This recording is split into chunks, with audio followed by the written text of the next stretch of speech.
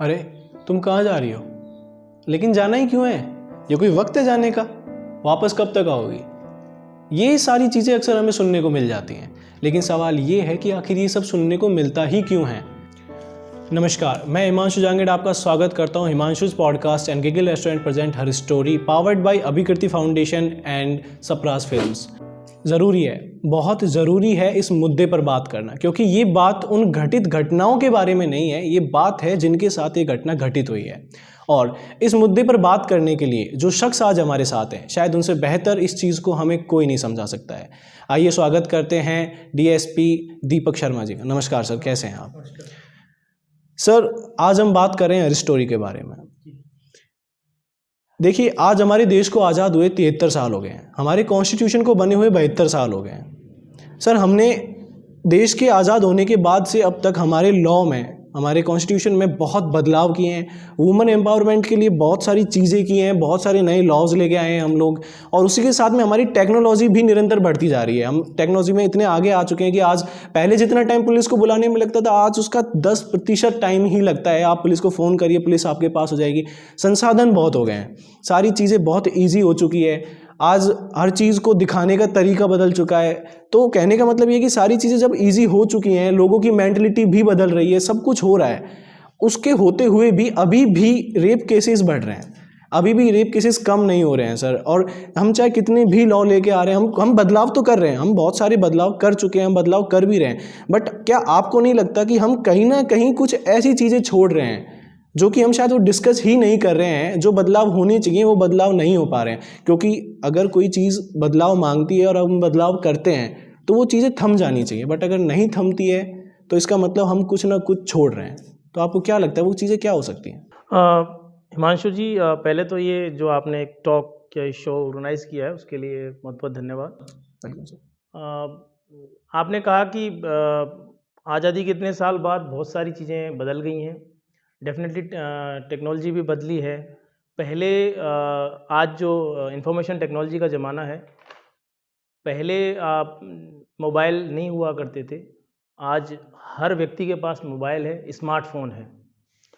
तो स्मार्टफ़ोन होने की वजह से डेफ़िनेटली जो एक्सेस है पुलिस तक वो बढ़ी है। लेकिन जो चीज़ें टेक्नोलॉजी जिस तरीके से एक्सेस को बढ़ा रही है, उसी तरीके से वो क्राइम को भी बढ़ाने में कहीं न कहीं वो भी भागीदार है। तो जो आपने बात कही कि कहीं कुछ रह रहा है, कहीं कुछ छूट रहा है, मैं भी इस बात को एज़ पुलिसमैन और as a father, as a brother या एज़ अ फैमिली मैन मैं भी मानता हूँ कहीं न कहीं कुछ न कुछ ये छूट रहा है। और ये जो छूटने वाली बात है, ये कहीं न कहीं जो मैं कहता हूँ, लास्ट मैं शुरू में इस बात को कह रहा हूँ, लास्ट में मैं बात कहूँगा, एक एटीट्यूड शिफ्ट की ज़रूरत है। तो वो जब तक एटीट्यूड शिफ्ट नहीं होगा, तब तक चीज़ें चेंज नहीं होंगी। चाहे हम ये कितना भी हमारा जो ये ह्यूमन रिसोर्सेज बढ़ जाएँ, कितनी भी हमारी ये टेक्नोलॉजी आगे चली जाए, क्योंकि यूज़ करने वाले हम ही हैं। बिल्कुल। क्राइम करने वाले भी हम हैं, प्रिवेंट करने वाले भी हम हैं। तो ये जो चीज़ है, ये तभी हो पाएगी जब एटीट्यूड शिफ्ट होगा। तो इसमें थोड़ा समय लगेगा। देखिए सर, मैं एक केस के बारे में बात करता हूँ जो कि शायद मैंने अभी आपसे डिस्कस किया था कि एक लड़की के साथ में उसी के घर में उसी के भाई द्वारा उसे मोलेस्टेट किया गया। सर, कहा जाता है कि कोई भी इंसान, एक लड़की ही नहीं, कोई औरत ही नहीं, कोई भी इंसान अपने घर में सबसे ज़्यादा सुरक्षित होता है। और सर, जब ऐसी घटनाएं हमारे चारों ओर घटित हो रही हैं कि एक लड़की को उसके घर में मोलेस्टेट किया जा रहा है, तो इन भयावह चीज़ों के बारे में आपकी क्या राय है? आपको क्या लगता है कि इन चीज़ों को कैसे रोका जा सकता है? हिमांशु जी, मैं एक छोटा-सा एक फिगर मैं आपको बताना चाहूँगा। हमारे देश में जो सबसे बड़ी संस्था जो इन क्राइम्स को रिकॉर्ड करती है, उसे एनसीआरबी कहते हैं, नेशनल क्राइम रिकॉर्ड ब्यूरो। उसी तरीके से राजस्थान में भी स्टेट क्राइम रिकॉर्ड ब्यूरो है। उसके फिगर्स जो होते हैं वो ऑथोरिटेटिव माने जाते हैं, ऑथेंटिक माने जाते हैं। मैं एक छोटा सा फिगर आपको दूंगा। लास्ट ईयर 2019 में अराउंड 26,000 केसेस ऑफ पॉक्सो, जो आपने नाम सुना होगा, पॉक्सो जो protection of child from sexual offences, ये एक एक्ट आया 2012 में, जो आप बात कर रहे थे। बच्चों के खिलाफ होने वाले जो लैंगिक अपराध हैं उनको रोकने के लिए। तो करीब 26,000 केसेस उसके दर्ज हुए। मैं बच्चों की बात कर रहा हूँ स्पेसिफिकली, महिलाओं की बात तो कर ही नहीं रहा। उन 26,000 जो उनके पॉक्सो के केसेस थे जिनमें सेक्सुअल ऑफेंस हुआ, चाहे वो मोलेस्टेशन हो चाहे वो रेप हो, उनमें से 24,000 से अधिक, मोर देन 24,000 केसेस में जो ऑफेंडर था, जिसको हम हमारी भाषा में मुलजिम कहते हैं, वो उनका कोई नोन था, कोई रिलेटिव था, कोई फैमिली फ्रेंड था या फ्रेंड था। इट मीन्स कि उनमें से कुछ लोग वो भी थे जो उनके ब्लड रिलेटिव थे, सगे संबंधी थे, जिनसे उनका खून का रिश्ता था। अब वो खून का रिश्ता कहीं तक भी जा सकता है। वो जैसे वो उनका कोई चाचा भी हो सकता है, वो उनका मामा भी हो सकता है, वो उनका भाई भी हो सकता है और उनका बाप भी हो सकता है। तो ये जो चीज़ें हैं जो आपने अभी उठाई कि भाई घर में ही बच्चे या घर में ही कोई महिला सुरक्षित नहीं है, तो मैं हर आपके सवाल पे एक ही जवाब दूंगा कि एक एटीट्यूड शिफ्ट की ज़रूरत है। क्योंकि माँ बाप से ज़्यादा तो ये कहते हैं कि भाई ये कहा जाता है कि यदि हम भगवान को देखते हैं तो माँ बाप में देखते हैं। तो हमारे पास ऐसे भी केसेस आते हैं और जिनमें से कुछ केसेस सच्चे भी होते हैं जहाँ की जो ऑफेंडर है, सेक्सुअल ऑफेंडर है, वो उस लड़की का फादर है। और लड़की नहीं, ये पॉक्सो जो है वो लड़के और लड़की दोनों को कवर करता है। ये children, it's not specially for female child, it's for both male and female child, दोनों को ही कवर करता है। तो ऐसा नहीं है कि हिंसा जो ये जो सेक्सुअल ऑफेंस की बात कर रहे हैं वो केवल लड़कियों के साथ ही हो रही है, बल्कि वो लड़कों के साथ यानी छोटे बच्चों के साथ भी हो रही है और घर में भी हो रही है। और इसकी सबसे जो भयावह बात, अलार्मिंग जो बात, वो ये है कि इनमें से अधिकतर केसेस पुलिस के पास आ ही नहीं रहे। बहुत कम केसेस हैं जो कि पुलिस के पास आ रहे हैं। जहां आते हैं वहां डेफिनेटली पुलिस इफेक्टिव एक्शन लेती है। अभी कल की ही बात है, कल एक बहुत ही छोटी बच्ची के साथ एक इस तरीका केस आया जो कि उसके ही क्लोज रिलेटिव थे। हमने तुरंत एक्शन लेते हुए और उसमें कार्रवाई करी। आगे भी जैसे जैसे आते हैं हम ऐसे ऐसे कार्रवाई करते हैं। लेकिन सबसे बड़ी जो समस्या है, जो प्रॉब्लम है, वो प्रॉब्लम, ये तो just tip of the iceberg है। जो 90% जो कहते हैं ना आइसबर्ग का जो नीचे होता है, तो वो ये है कि लोग हमारे पास आते ही नहीं। उसके लिए आप जैसे टॉक शो जो भी हैं या स्कूलों में जो अवेयरनेस प्रोग्राम चलाए जाते हैं या रैलियाँ वगैरह निकाली जाती हैं, इनका बड़ा ही इम्पोर्टेंट वो है कि भाई ये इस बात के लिए लोगों को अवेयर किया जाए कि जैसा भी ऑफेंस हो इस तरीके का, इसको तुरंत बताया जाए।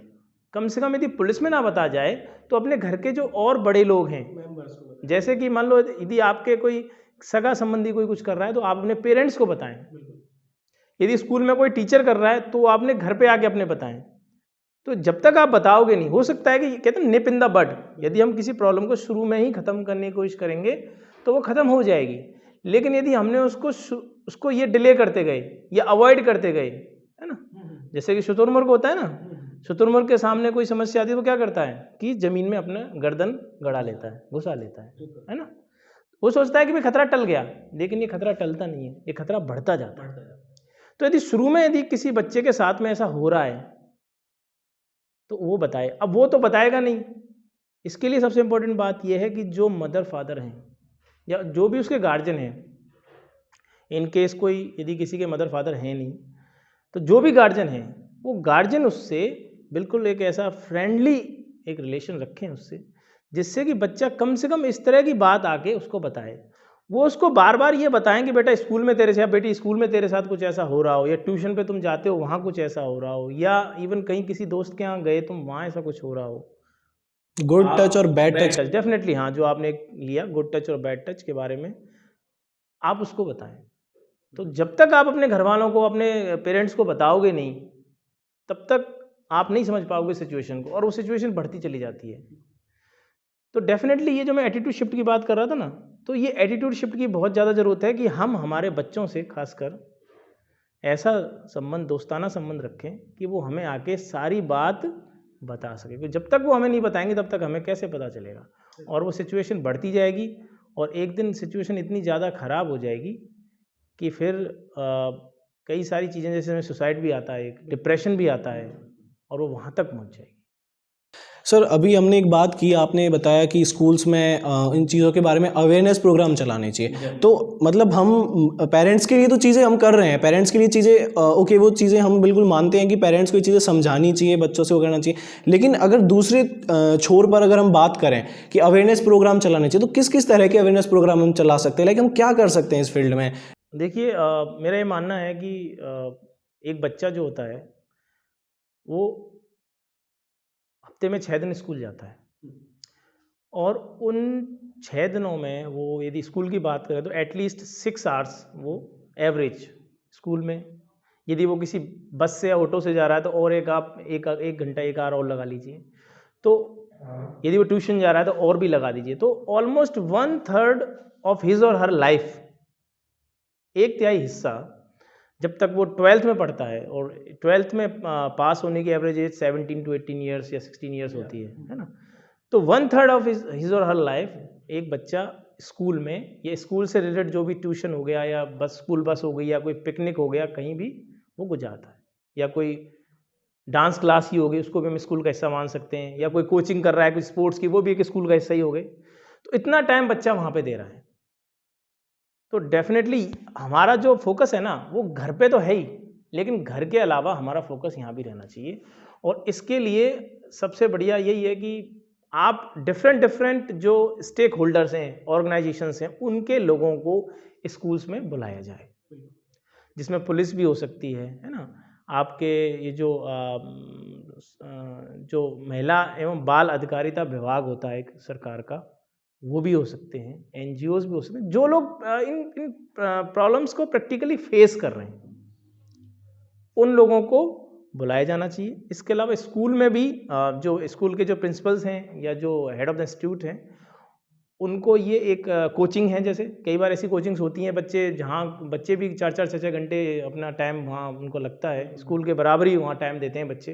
इवन कई बच्चे ऐसे होते हैं स्कूल ना जाके कोचिंग ही जाते हैं, कोचिंग और स्कूल तो नाम के लिए जाते हैं। तो वहाँ पे डेफिनेटली एक ऐसी उनको एक कमेटी बनाई जानी चाहिए, उस कमेटी में फीमेल मेंबर्स भी हों और मेल मेंबर्स भी हों, और वो यदि वो इस तरीके से वो भी बच्चों के साथ, ये एक जैसे एक कंपनीज में एक एचआर होता है ना, जो कि वेलफेयर के बारे में, अपने एम्प्लॉयज़ के वेलफेयर के बारे में पूरा लुकआउट करता है। तो इस तरीके से वो वहाँ पे भी लोग हों, जो कि आगे से इनका काम ही ये हो कि भाई ये एजुकेशन टीचिंग के अलावा कि वो इस तरह के मैटर्स को देखें। क्योंकि क्या होता है, स्कूल्स वाले तुरंत पल्ला झाड़ लेते हैं, वो कहते हमें तो पता ही नहीं क्या हो रहा है, लेकिन आप ऐसे थोड़ी कह सकते हो।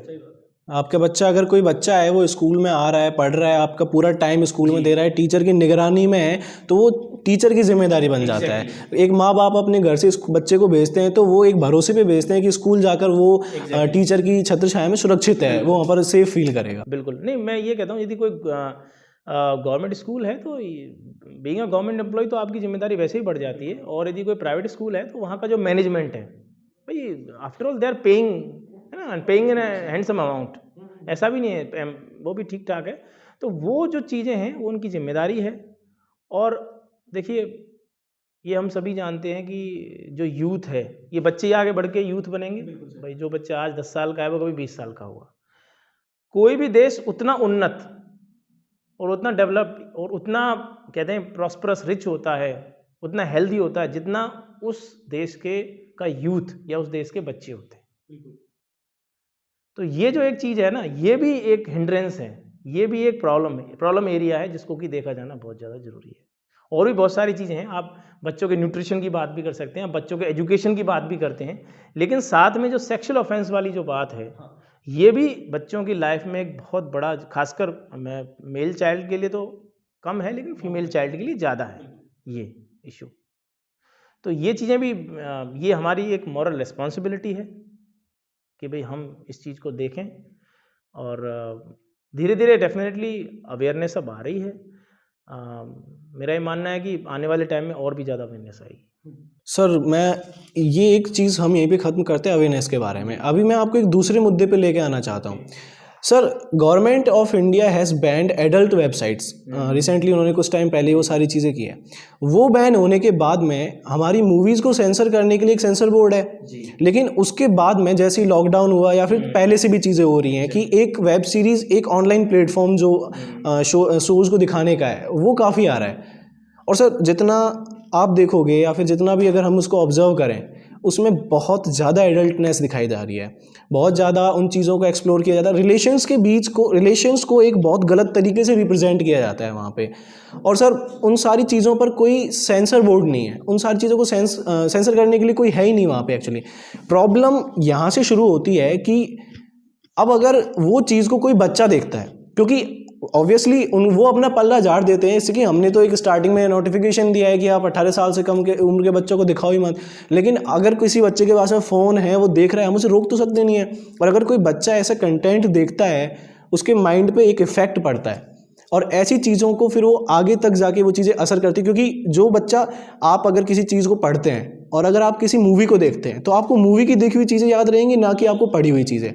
तो उसी तरह से ऑनलाइन कंटेंट में जो चीज़ें बच्चे देखते हैं, या फिर बच्चे ही क्या, हमारी उम्र के लोग या फिर हमसे बड़े लोग जो भी हैं, वो जो उस चीज़ को देखते हैं उसका एक माइंड पे इफ़ेक्ट पड़ता है, वो लोगों के बीच में एक अलग तरीके के रिलेशंस में खटास पैदा करता है, और वो जो हम जिस सेफ्टी के बारे में बात कर रहे हैं उसको तार तार करता है वो एक चीज़। तो आपको क्या लगता है कि वो चीज़ें कितना जिम्मेदार हैं एक इन चीज़ों पर?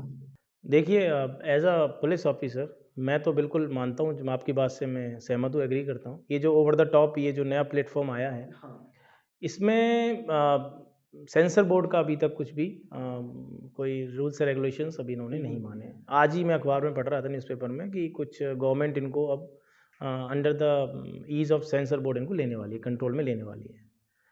डेफिनेटली लॉकडाउन में सभी लोगों ने, खास इन जो OTT प्लेटफॉर्म पे लोगों ने मूवीज़ और जो भी इनके वेब शोज़ हैं वो देखे हैं।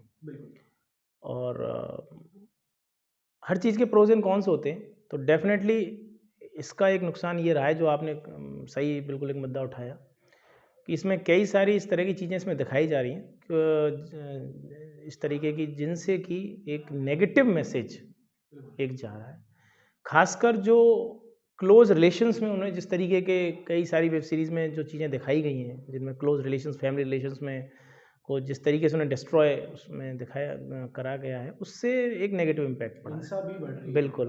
तो एज अ पुलिसमैन तो I am totally against all these. हाँ, हाँ, यदि आप एक क्रिएटिव, एक आर्टिस्ट की तरह से देखोगे, तो एक आर्टिस्ट कह सकता है कि भाई एक आर्टिस्ट को फ्रीडम है। लेकिन यहाँ पे मैं एक व्यू मेरा ये है कि मूवीज़ कह लो, सिनेमा कह लो, ये नया जो प्लेटफॉर्म आया है, वेब सीरीज़ वगैरह, जो सोसाइटी है उससे ये वेब सीरीज़ कहीं ना कहीं इफेक्ट प्रभावित होती हैं, और वाइस वर्सा भी होता है कि इन वेब सीरीज़ से सोसाइटी भी प्रभावित होती है। हम ऐसा नहीं कह सकते कि भाई बिल्कुल ही अनछुआ रहता है। हाँ, वेब सीरीज़, कोई भी डायरेक्टर वेब सीरीज़ वही बनाएगा जो कि वहाँ के लोग देखना चाहेंगे, डेफिनेटली वही बनाएगा।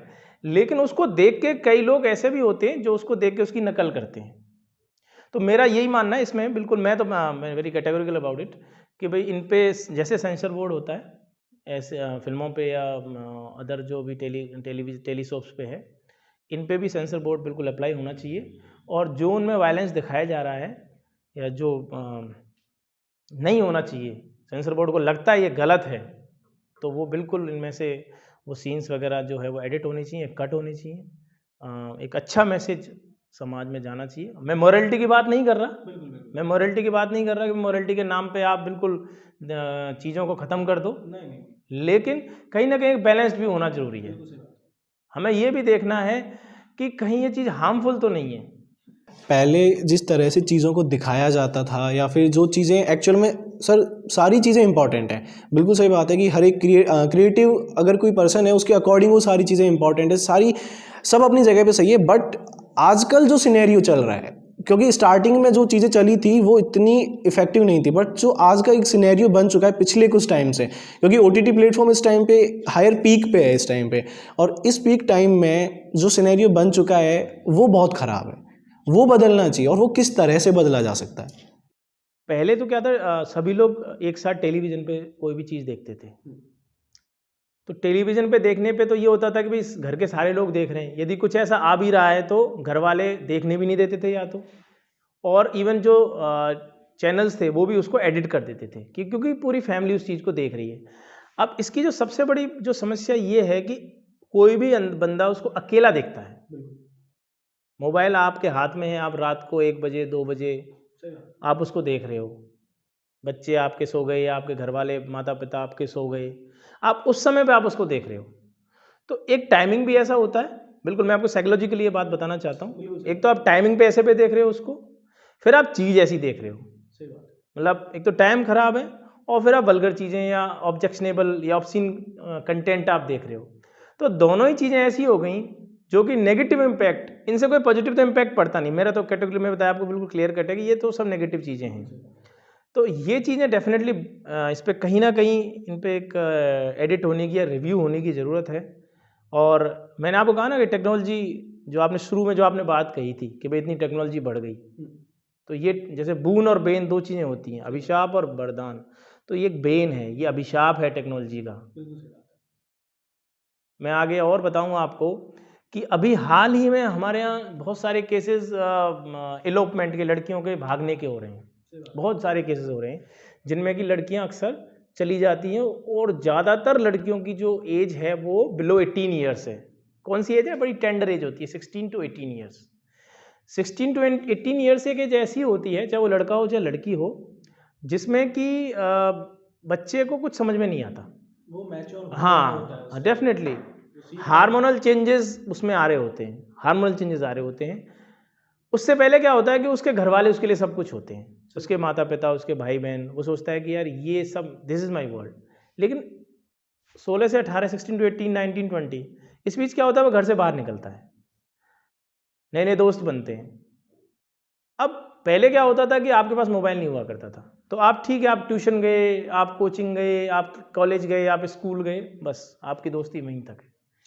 मोबाइल के आने के बाद क्या हुआ कि after school, after coaching, after college भी आप उन लोगों के कनेक्शन में हो।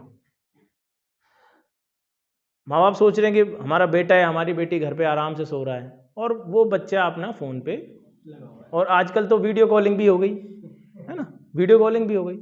तो बड़ा मतलब ये एक नेगेटिव चीज़ है। मैं तो बिल्कुल इसमें कैटेगोरिकली कहूँ, कोई मॉरलिटी है उसकी कोई बात नहीं है। एज अ पुलिस ऑफिसर मैं कह रहा हूँ आपसे कि ये बिल्कुल जो कह रहे हैं ना कि हमारे जो समाज को, हमारी युवा पीढ़ी को बिल्कुल खाई की तरफ ले जा रहा है। क्या किसी बच्चे को वीडियो कॉलिंग की जरूरत है? आप मुझे बताइए सर। ये चीज़ें जिस चीज़ के लिए बनाई गई है, ठीक है, उस काम में तो आ नहीं रही है, और जो चीज़ें नहीं होनी चाहिए उस तरफ ही जा रही है, और हम उनका सपोर्ट ले रहे हैं। जो चीज़ें होनी चाहिए उनका सपोर्ट लेके हम गलत दिशा में जा रहे हैं। भाई ये जो आज हम ऑनलाइन क्लासेस की, हम कहते हैं मोबाइल ऑनलाइन क्लासेस में काम आता है, लेकिन ऑनलाइन क्लासेस तो कोरोना में तो स्टार्ट हुई। प्री कोविड तो कोई ऑनलाइन क्लास की जरूरत नहीं थी, लेकिन ये जो व्हाट्सएप ने, स्पेशली व्हाट्सएप ने जो फीचर स्टार्ट किया, इसको कई साल हो गए। जो वीडियो कॉलिंग जो फीचर स्टार्ट किया है, इसको कई साल हो गए। तो टेक्नोलॉजी है, ठीक है, आप कहीं अपने घर से दूर रह रहे हैं, आपको अपने पेरेंट्स से बात करनी है, आपको अपने बच्चों से बात करनी है, तो it's a very good thing कि भाई ठीक है, आपने घर वालों से थोड़ी देर के लिए, घंटे भर के लिए, 10 मिनट के लिए, आधा घंटे के लिए बात कर लेते हो, बहुत अच्छी बात है। लेकिन अब इसके जो नुकसान हैं वो ये हैं कि उसको जो खासकर जो हमारे बच्चे हैं, ये छोटे छोटे, उसको यूज़ करते हैं, और फिर वो धीरे धीरे क्या होता है, घर वालों से वो कट होते जाते हैं, और फिर वो कई सारे, फिर वो आगे जाके वो सेक्सुअल ऑफेंस में फिर कन्वर्ट हो जाता है। छोटे छोटे बच्चों को आप फ़ोन दे दो, माँ बाप नहीं चाहिए, आप फ़ोन दे दो उन्हें, तो वो उससे खुश हैं। तो ये टेक्नोलॉजी का एक नुकसान है, जिससे कि भी सेक्सुअल ऑफेंसेस बढ़ने के पीछे एक बड़ा कारण ये टेक्नोलॉजी है। लेकिन हर चीज़ के फ़ायदे नुकसान होते हैं, तो हम इसके कुछ फ़ायदे ले रहे हैं, तो कुछ नुकसान भी हमें उसके उठाने। इसको इस तरह से समझ सकते हैं कि अब एक 17 साल का लड़का या लड़की है, तो अब उन्हें नहीं पता है कि वो, क्योंकि वो चीज़ें सीख रहे हैं, ठीक है, उन्हें नहीं पता है कि क्या चीज़ें सही है क्या नहीं है। अब वीडियो कॉलिंग फीचर की अगर हम बात कर रहे थे, तो वहाँ पे हम माँ बाप से तो बात करते नहीं है, क्योंकि माँ बाप के साथ हम रहते हैं, ठीक है, तो हम हमारे दोस्तों से बातें करते हैं। उस एज में ना तो हमें सही का पता होता है ना गलत का पता होता है। और जो हार्मोन्स की जो हम बात कर रहे थे, उसके उनके चलते कई बार चीज़ें ऐसी होती हैं कि हम वीडियो कॉलिंग पे कुछ गलत कर बैठते हैं, और वो चीज़ें रिकॉर्ड हो जाती हैं, आगे चली जाती हैं, फिर हैरेसमेंट होता है, तो बहुत ज़्यादा बढ़ जाती है। तो ज़रूरत है ये सोचने की कि हम अपने बच्चों को ये चीज़ सिखाएं कि क्या सही है क्या गलत है। आजकल अक्सर पेरेंट्स भी यही करते हैं कि वो सोचते हैं कि हम हमारे बच्चों को ये सारी चीज़ें अवेलेबल करवा दें, लाइक वो टाइम दे, क्योंकि आजकल मॉम और डैड दोनों जॉब पे जा रहे हैं और सुबह से शाम तक की जॉब करते हैं, उसके एक्स्ट्रा भी बहुत जॉब करते हैं वो लोग, साइड पार्ट टाइम जॉब भी करते हैं। तो वो लोग सोचते हैं कि एक काम करते हैं कि अपने बच्चे को अगर फ़ोन में इंटरेस्ट है उसको फ़ोन दिला देते हैं, तो वो वहाँ से हैंडल हो जाती हैं चीज़ें, वो सोचता है कि हाँ ठीक है वो खुश है। बट एक्चुअल में चीज़ें सही होने की बजाय गलत हो रही हैं, क्योंकि वो बच्चा सही यूज़ कैसे करना है वो नहीं समझ पा रहा है, बस वो यूज़ कर रहा है और उसे जो दिखाई देता है वो उसी चीज़ में चला जाता है। सर जब मैं एक बच्चा था तो जैसे मुझे मिट्टी में खेलना अच्छा लगता है या फिर बारिश में नहाना अच्छा लगता है, तो मैं बारिश में नहाने के लिए चला जाता, मिट्टी में खेल रहा होता था। तो मेरे पापा आते और मुझे डांटते या थप्पड़ लगाते, तो फिर जो जितनी कड़ी सज़ा मुझे मिलती उतना ही डर मेरे अंदर बैठ जाएगा। और यही सत्य है कि अगर कोई हमें रोकेगा नहीं, टोकेगा नहीं, तो हमें सही और गलत का नहीं पता लगता है, ठीक है। तो आपको क्या लगता है कि हमारी कॉन्स्टिट्यूशन में क्या बदलाव होना चाहिए, मतलब कि इतना हार्ड, कोई भी रेपिस्ट है वो रेप करने के बाद में जब वो सज़ा भुगत के वापस आता है तो वो फिर से रेप करता है। कोई भी चोर है वो एक बार सज़ा काटता है तो उसके बाद आकर फिर से वो चोरी करता है। तो आपको क्या लगता है कि ये सारी चीज़ें, मतलब हमारा कितना कॉन्स्टिट्यूशन कितना इस चीज़ को और स्ट्रिक्ट होना चाहिए, या फिर मतलब क्या बदलाव होनी चाहिए कॉन्स्टिट्यूशन में? देखिए, जो आप कॉन्स्टिट्यूशन यानी जो जो भी लॉज़ हैं उनकी बात कर रहे हो, लॉज़ में प्रोविजंस हैं जिसमें कि यदि आप कोई बार बार ऑफेंस करते हो तो उन ऑफेंस के लिए आपको ज़्यादा सज़ा मिलेगी। ऐसा है कि भाई कोई कई ऑफेंस ऐसे हैं जिनमें कि आप चाहे फर्स्ट टाइम करो चाहे ज़्यादा करो तब भी सेम है। कुछ ऐसे ऑफेंसेस हैं जिनमें आप बार बार करते हो तो उसके हिसाब से एनहेंस पनिशमेंट का प्रावधान है। तो लॉज तो हैं और बेसिकली पिछले कुछ सालों में बहुत सारे लॉज हमने बनाए भी हैं। ऐसा नहीं है कि भाई हमारी जो आईपीसी इंडियन पेनल कोड जो है जिसको हम भारतीय दंड संहिता कहते हैं वो 1861 में अंग्रेजों के टाइम पे आई थी। उसके ज़्यादातर प्रोविजंस अभी भी रेलेवेंट हैं और कुछ नए प्रोविजंस हमने आफ्टर इंडिपेंडेंस, और जहाँ तक हम सेक्सुअल ऑफेंस या क्राइम अगेंस्ट वीमेन की बात करें तो हमने बहुत सारे ऑफेंसेस हमने या बहुत सारे जो नए नए जो एक्ट्स हैं वो हमने बनाए हैं।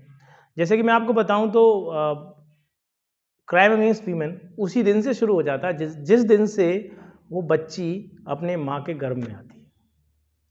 सबसे पहला ऑफेंस है कि यदि हमें ये पता चले कि ये जो गर्भ में जो बच्चा है वो एक फीमेल चाइल्ड है, तो जैसे ही हमें ये पता चलता है वैसे ही हम क्या करते हैं, हम बाइज्ड हो जाते हैं और कई बार हम एबॉर्शन कराते हैं।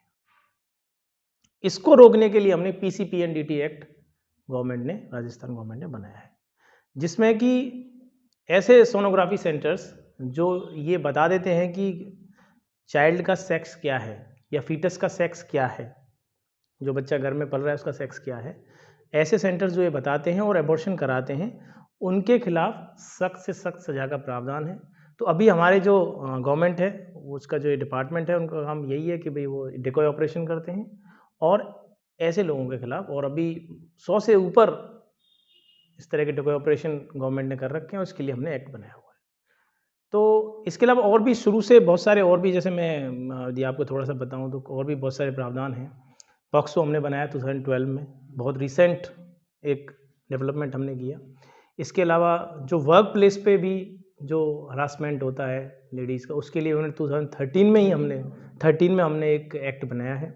अभी आपने हाल ही में बड़ा थोड़ा पॉलिटिकल इशू भी बनाया था, ट्रिपल तलाक वाला, वो भी हमने 2019 में एक एक्ट बनाया है।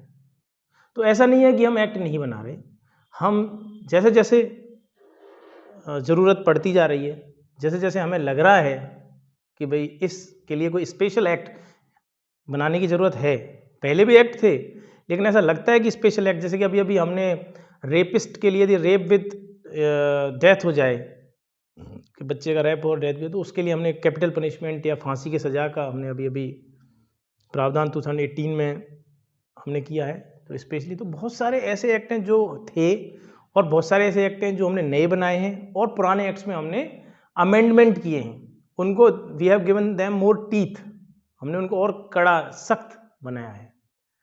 तो ये एक लेकिन मेरा ये मानना है कि ये एक नेगेटिव एस्पेक्ट है। जो आप कह रहे हो ना कि एक्ट वाली जो आप या लॉ वाली जो बात कर रहे हो, ये एक नेगेटिव एस्पेक्ट है। सोशियोलॉजी में या साइकोलॉजी में हम पढ़ते हैं, किसी को भी रिफॉर्मेटिव थ्योरीज की बात करते हैं कि किसी व्यक्ति को क्यों सुधारा जाए, कैसे सुधारा जाए। तो ये जो सजा हम क्यों देते हैं किसी को सुधारने के लिए, दो चीजें हैं, एक तो सुधारना और एक डराना। आज मुझे पता है कि यदि मैं ये गलत काम करूंगा तो ये मुझे सजा मिलेगी, तो ये तो हो गया डराना। और यदि मैंने कुछ गलत काम कर दिया और उसके लिए मुझे सजा मिली तो ये हो गया सुधारना, पनिशमेंट देके। तो लॉ तो यही करता है कि यदि किसी ने कोई गलत काम किया तो उसको सजा देता है, और ये माना जाता है कि सजा देने के बाद, सजा पाने के बाद वो व्यक्ति जिसने वो ऑफेंस किया है वो सुधर जाएगा जब वो जेल जाएगा। ठीक है। अब एक एस्पेक्ट वो जेल वाला भी होता है, वहां उसको किस तरह का एनवायरनमेंट मिले। जेल में जाने के बाद वो बंदा सुधर के आता है कि और बिगड़ के आता है, एक एस्पेक्ट वो भी है, क्योंकि लॉ के साथ हमें ये चीज भी देखनी पड़ेगी। हमने कानून तो बना दिया, हमने सजा भी दे दी उसको, कई सारे एस्पेक्ट होते हैं। पुलिस तक आना, पुलिस में आने के बाद कानून अदालत तक जाना, अदालत में ट्रायल होना, ट्रायल में सजा मिलना या छूटना। कई बार ऐसा होता है कि पुलिस तो उसको गिरफ्तार करके चालान कर देती है उसका, लेकिन अदालत में वो छूट जाता है, बरी हो जाता है, एक्विटल हो जाता है। चलो अदालत से भी उसको कन्विक्शन हो गया, फिर वो जेल जाता है। जेल में जाने के बाद, क्योंकि मैंने बताया ना आपको लॉ का क्या है मोटो, लॉ का मोटो है उस व्यक्ति को सुधारना, सजा के द्वारा सुधारना। तो अब वो वहां जाके जब जेल में साल, 2 साल, 10 साल, 20 साल जब वो गुजार के आता है, उसके बाद उसका क्या फ्रेम ऑफ माइंड रहता है, वहाँ उसको कैसा एटमॉस्फेयर मिलता है। तो कई लोग सुधर भी जाते हैं, और कई ऐसे भी होते हैं सामने में, चोरी, एक बार चोरी की सजा मिल गई, वो दोबारा चोरी करता है। दोबारा चोरी क्यों कर रहा है? क्योंकि वो जेल गया, कहीं ना कहीं उसको वो एनवायरनमेंट वहाँ दोबारा से वही मिल गया। वो ऐसे लोगों के साथ ही रहा जिसने सोचा कि अब मैं जब जेल से बाहर आऊँगा तब मैं दोबारा से उनके साथ मिलके ये काम करूँगा। या फिर जब वो बाहर आया तो उसके पास कुछ और है ही नहीं कमाने के लिए, तो उसने कहा कि मैं दोबारा से वही काम, क्योंकि वो ईजी है उसके लिए, वो कर सकता है। तो इसके कई सारे एस्पेक्ट हैं। कानून हमारे पास हैं, मैं ये नहीं कह रहा कानून नहीं है, कानून हमारे पास सभी हैं, और भविष्य में भी यदि हमें ऐसा लगेगा तो हम इसमें कानून और भी सख्त से सख्त बनाएंगे। लेकिन केवल कानूनों से यदि कोई सुधर जाता, यदि कानूनों से सारी चीज़ हो जाती, तो कोई अपराध करता ही नहीं। सर रेप के लिए कितनी सजा है? मतलब अगर कोई रेप करता है या फिर ऐसी चीज़ें होती हैं, मॉलेस्टेशन के लिए कितनी सजा है, रेप के लिए कितनी सजा है, या फिर डाउरी जैसी चीज़ें होती हैं तो उनके लिए कितनी सजा है? देखिए कानून एक कॉमन सेंस है, कॉमन सेंस की बात है कानून। यदि आप कोई छोटा काम करोगे तो उसके लिए छोटी सजा है, बड़ा काम करोगे तो बड़ी सजा है। जैसे कि आपने कहा डाउरी, दहेज। डाउरी वर्ड को हमने बहुत ज़्यादा वाइड कर दिया है, बहुत ज़्यादा वाइड कर दिया डाउरी। इसके लिए हमने एक अलग से एक्ट बनाया है, उसमें बहुत सारी चीज़ें आ जाती हैं। जैसे कि उसमें हमने डाउरी को क्रुएल्टी की तरह ले लिया कि भाई जैसे हमने यही नहीं कि दहेज मांगना ही डाउरी नहीं होती, हमने उसमें क्रुएल्टी वर्ड भी जोड़ दिया, क्रूरता, जिसमें कि हम किसी से, हम यदि कोई सास या कोई पति या कोई देवर या कोई जेठ या कोई ननद या कोई और कोई रिश्तेदार यदि किसी महिला को कोई भी ताना देता है, किसी भी प्रकार का ताना देता है, तो वो क्रुएल्टी में आ जाता है। ठीक है। तो डेफिनेटली जब हमने उस चीज़ को इतना वाइड कर दिया तो उसकी सज़ा उतनी ही कम होगी। तो उसकी सज़ा थोड़ी कम है, 3 साल तक की सज़ा है, इस तरीके से। फिर आपने कहा मोलेस्टेशन, मोलेस्टेशन उससे गंभीर अपराध हो गया तो उसकी सज़ा ज़्यादा है, वो 3 साल से भी ज़्यादा, 7 साल तक है। और जैसा आपने बताया रेप, तो रेप तो definitely it's a heinous crime, तो उसमें सज़ा जो लाइफ इम्प्रिजनमेंट तक भी है। इसके अलावा जैसे जो रेप भी 2 बात हो गई, एक नाबालिग के साथ और एक बालिग के साथ। तो जो नाबालिग के साथ रेप है उसमें सज़ा ज़्यादा है। कई बार सज़ा भी 2 तरीके से होती है कि भाई एक तो ये है कि भाई इतनी सज़ा होगी, एक ही होता है कि मिनिमम इतनी सज़ा तो होगी ही होगी। जैसे कि मान लो किसी चीज़ के लिए हमने 10 साल की सज़ा मुकर्रर करी, अब 10 में कोर्ट चाहे तो 1 साल की सज़ा दे या 2 साल की सज़ा दे या मैक्सिमम 10 साल की सज़ा दे, लेकिन हमने एक कानून ये बना दिया कि इस ऑफेंस के लिए मिनिमम 5 साल की सज़ा तो होगी ही होगी। इट मीन्स कोई भी कोर्ट उसको 5 साल से कम की सज़ा नहीं दे सकता। तो कानून उसी हिसाब से होता है। तो डेफिनेटली रेप हीनियस क्राइम है, तो उसके लिए सबसे ज़्यादा लाइफ इम्प्रिजनमेंट यानी आजीवन कारावास तक की सज़ा रेप में होती है, और यदि रेप विद मर्डर हो तो उसमें कैपिटल पनिशमेंट यानी फांसी की सज़ा भी हो सकती है, depends upon the court. Sir rape के अंदर एक एक्यूज्ड होता है और और जो रेप करने वाला होता है जिसके साथ रेप हुआ होता है सर। अब जिसके साथ जिसने रेप किया उसको पुलिस ने पकड़ भी लिया, वो जेल भी चला गया, उसको सज़ा भी मिल गई, कोई बात नहीं। हम एक सबसे बड़ा जो एक एग्जांपल है निर्भया वाला ले लेते हैं, ठीक है, कि चलो उसमें तो फिर भी निर्भया की डेथ हो गई थी, बट अगर मान लीजिए कि डेथ नहीं होती है या फिर कुछ भी और चीज़ें हो जाती हैं, सर जो रेप करता है वो अपनी ज़िंदगी को जी लेता है, ठीक है, वो अपनी ज़िंदगी को या तो जेल में या फिर अगर कुछ सालों की सज़ा काटने के बाद फिर से जी लेता है। लेकिन जिसके साथ रेप हुआ है उसके लिए वो पूरी ज़िंदगी भर का श्राप बन चुका होता है। तो रेप चाहे छोटा हो या बड़ा हो, रेप होता है, क्योंकि उसमें ज़िंदगी जिसके साथ हुआ है उसकी ख़राब होती है। जैसा कि हमारा टॉपिक है, इट्स नॉट अबाउट हिस्ट्री, जो चीज़ें हो चुकी हैं वो चीज़ें, इट्स अबाउट हर स्टोरी। जिसके साथ हुआ है उसके साथ वो आप बीती हो जाती है, वो ज़िंदगी भर उसके जहन में बैठ जाता है। एक जो रेप कर रहा है वो आगे कहीं ना कहीं अपनी ज़िंदगी को, जैसा आप बता रहे कि वो सुधार सकता है, चीज़ें जा सकती है, लेकिन जिसके साथ हुआ है वो अपनी ज़िंदगी कैसे सुधारेगा, उसके लिए तो मतलब क्या आपको नहीं लगता है कि रेप के लिए जो भी रेप है चाहे छोटा हो या बड़ा हो, अब जो नाबालिग वाली जो सिचुएशन है वो अलग हो जाती है, बाकी उसके अलावा जो एक्यूज होते हैं, जो नाबालिग नहीं होते हैं, जो उनसे बड़े लोग हैं, उनके लिए कोई बहुत कड़ी सज़ा होनी चाहिए, जैसा कि हम बता रहे हैं कि death of warrant of death निकलता है। देखो, दो चीज़ें आपने कही, एक तो कही जो रेप सर्वाइवर है, जिसके साथ रेप हुआ है, डेफिनेटली एक बहुत बड़ा ट्रॉमा है, एक बहुत बड़ा सदमा है ये एक किसी भी महिला के लिए कि भाई जिसके साथ रेप होता है, दोबारा मुख्य धारा में आना, दोबारा पहले जैसी नॉर्मल लाइफ जीना उसके लिए बड़ा ही मुश्किल होता है, कठिन होता है। इसमें मैं फिर वही बात कहूँगा कि जो उसके घर वाले हैं, जो उसके फैमिली मेम्बर्स हैं, जो नियर एंड डियर हैं, उनका बड़ा इंपॉर्टेंट रोल होता है कि वो उसको इस ट्रॉमा से बाहर निकालें। जहाँ तक गवर्नमेंट की बात करी जाए, स्पेशली गैंग रेप के जो सर्वाइवर्स होते हैं, जो विक्टिम्स होते हैं, उनके लिए हम फाइनेंशियल और मेडिकल असिस्टेंस का हमारे यहाँ प्रावधान है। इसके अलावा जो गैंग रेप में जो कोर्ट होता है वो एक्यूज्ड पे फाइनेंशियल या मॉनेटरी पेनल्टी भी लगाता है, तो वो जो मॉनेटरी पेनल्टी लगाता है वो भी उस सर्वाइवर को या जो विक्टिम है उसको मिलती है। इसके अलावा और भी गवर्नमेंट की स्कीम्स हैं जो कि उनको मदद करती हैं रिहेबिलिटेशन में। तो सरकार तो इन चीज़ों के लिए बड़ी गंभीर है, और बट डेफिनेटली सोसाइटी को इसमें या फैमिलीज को का इसमें रोल होता है, जो कि रेप सर्वाइवर्स को दोबारा से नॉर्मल की तरफ ले जाएं। उनके साथ जो हुआ है उसको वो लोग ही बता सकते हैं, वही लोग फील कर सकते हैं, लेकिन जो लोग उनके अपने हैं वो उनका थोड़ा दर्द कम कर सकते हैं। दूसरी बात आपने कही रेप एक्यूज्ड को सजा देने की।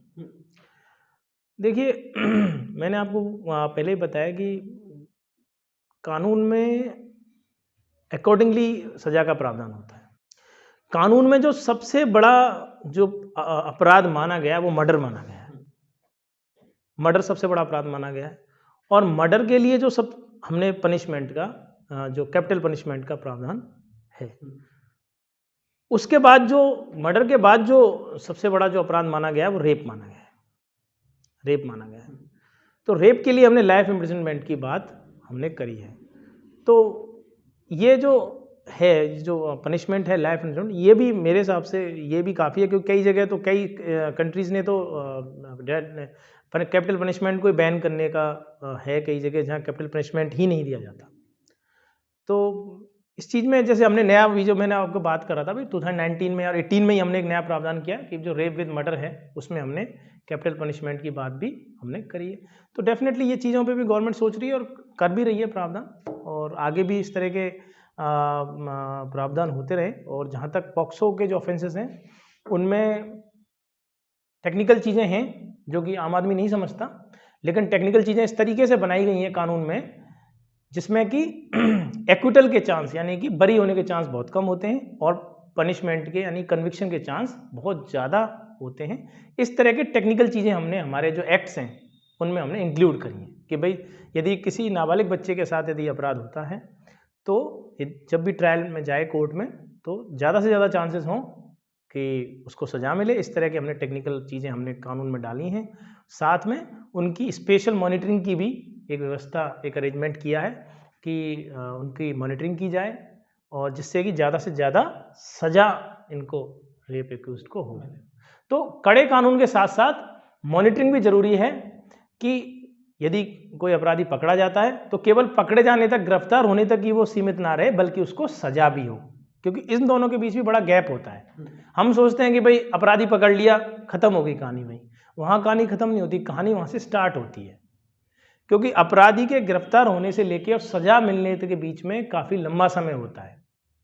वो भी एक पूरा सिस्टम होता है, एक प्रोसिक्यूशन का एक पार्ट होता है, तो वो भी बड़ा इंपॉर्टेंट है। यदि हमने किसी को पकड़ लिया और हम उसको सज़ा नहीं दिला पाए तो हमारा पर्पस आधा हो गया, पर्पस डिफीट हो गया, हमारा रिजल्ट नहीं आया। तो वो भी एक गवर्नमेंट का ध्यान उसकी तरफ भी है कि इस तरह के प्रावधान किए गए हैं, इस तरह के मॉनिटरिंग की एक अरेंजमेंट व्यवस्थाएं की गई हैं कि जो गिरफ्तार हो रहा है उसको सज़ा भी मिले। सर, एज ए ह्यूमन, हम जो नॉर्मल हम ह्यूमंस हैं वो सच्चाई नहीं जानते। काफ़ी बार हम लोग जो हमें दिखाई देता है और जो एक्चुअल में जो चीज़ें होती हैं वहाँ तक हम नहीं पहुँच पाते हैं। तो हम हमारे अकॉर्डिंगली हमें लगता है कि यार इस चीज़ में ये लॉ होना चाहिए, उस चीज़ में वो लॉ होना चाहिए, ये बदलाव होना चाहिए, वो बदलाव होना चाहिए। बट एक्चुअल में चीज़ें इतनी ईजी नहीं होती है। But as a police officer आप बहुत सारी चीज़ों को देखते हैं, बहुत सारी चीज़ें, बहुत सारा प्रेशर झेलते हैं। तो ऐसे में अगर एज ए पुलिस ऑफिसर अगर आपको कॉन्स्टिट्यूशन में कुछ चेंज करने का मौका मिले, लाइक आपके पास में पावर है, आपसे पूछा जाए कि आप चेंज करना चाहते हो, तो आप क्या कोई भी एक लॉ जो कि, या फिर कोई भी चीज़ ऐड करना चाहते हैं या फिर हटाना चाहते हैं, तो वो कौन सी चीज़ हो सकती है जो एज ए पुलिस ऑफिसर आपको थोड़ा सा लगता है कि यार ये चीज़ें ऐड होनी चाहिए या फिर ये हटाना है हमें? इसमें मेरा ये मानना है कि कई सारी चीज़ें क्या होता है, जैसे कई बार झूठे केसेस, फॉल्स केसेस बहुत होते हैं। तो फॉल्स केसेस में क्या है कि हालांकि उसके लिए प्रोविजंस हैं कि फॉल्स केसेस के अगेंस्ट कार्रवाई होने का है। कुछ प्रोविजंस हैं जिनमें कि कोई यदि फॉल्स केसेस किसी के खिलाफ रजिस्टर कराता है तो उसके खिलाफ एक्शन लिया जाए, लेकिन वो बड़ा कॉम्प्लिकेटेड सा है।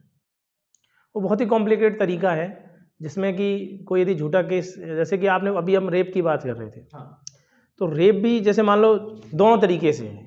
जैसे मान लो कोई किसी के खिलाफ झूठा दर्ज करा दे तो वो भी एक, उस जिसके खिलाफ कराया गया वो भी एक ट्रॉमा है, उसके लिए भी एक सदमा है।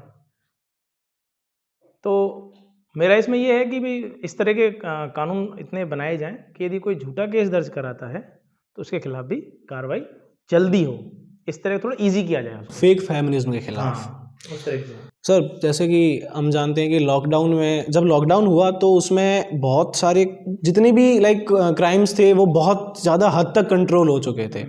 तो ऐसी चीज़ें तो हम नहीं कर सकते हैं कि हम उस लॉकडाउन को हमेशा रखें, क्योंकि अर्थव्यवस्था भी एक मैटर करती है अपनी जगह पे।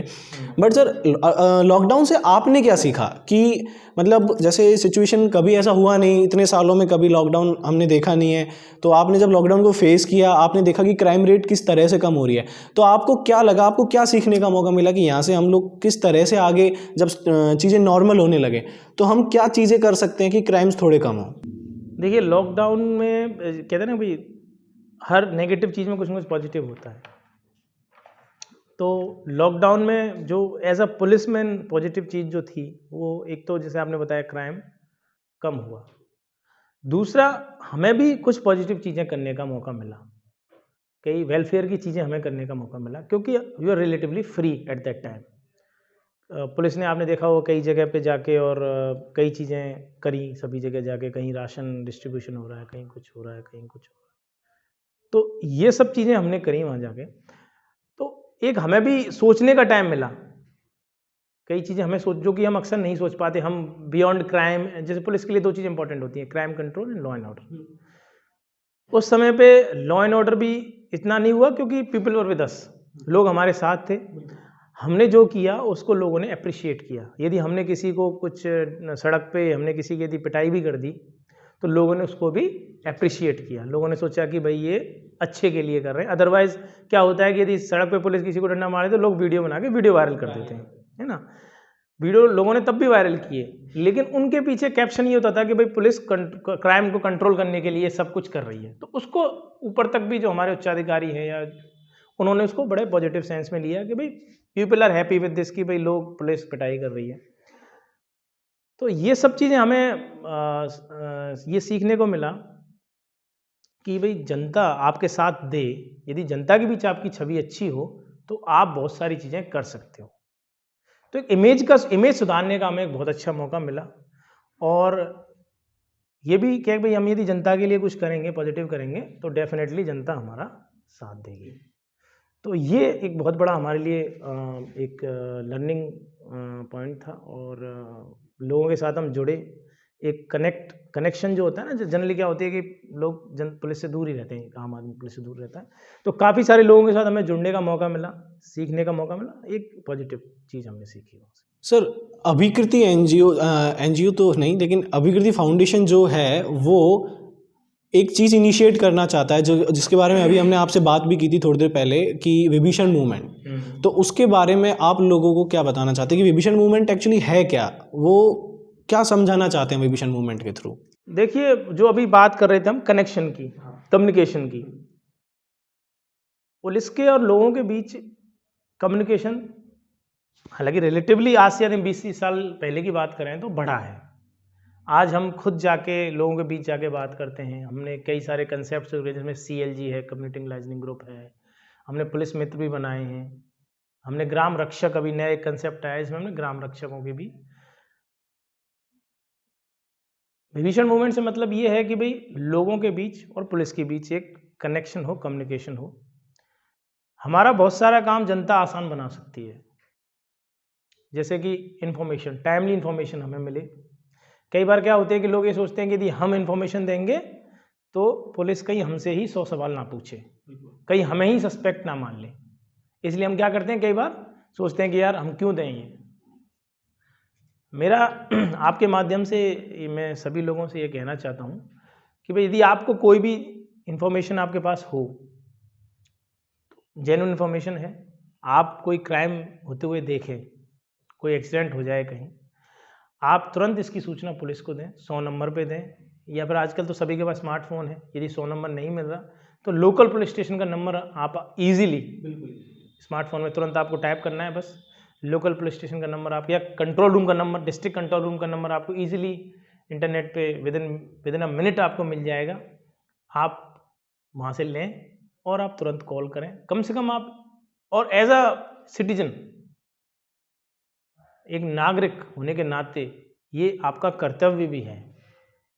नागरिक होने के नाते अपने कुछ अधिकार हैं तो कुछ, जैसे कि आपने आप भी कॉन्स्टिट्यूशन की बात कर रहे थे, हमारे कुछ फंडामेंटल राइट्स हैं तो हमारी कुछ फंडामेंटल ड्यूटीज़ भी हैं।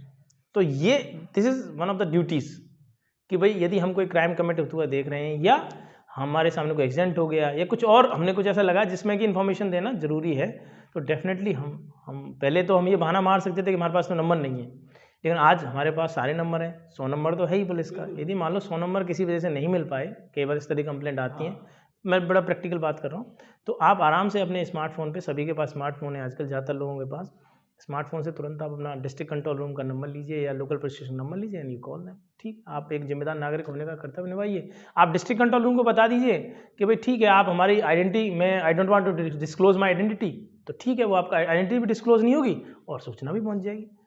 तो बड़ा आसान है ये, एक मतलब आप अपने नागरिक होने का कर्तव्य बड़े आसानी से निभा सकते हैं, आपको कोई परेशान भी नहीं करेगा। तो ये आपके ऊपर है कि आपको चीज़ों को कैसे करना है। सर, जब एक बच्चा पैदा होता है तो उसे कौन सिखाता है कि उसे सांस लेनी है? क्योंकि उसे वो ज़रूरत महसूस होती है। कौन सिखाता है कि उसे खाना खाना है? कोई नहीं सिखाता है इन चीज़ों को, वो हमारे जहन से आती हैं।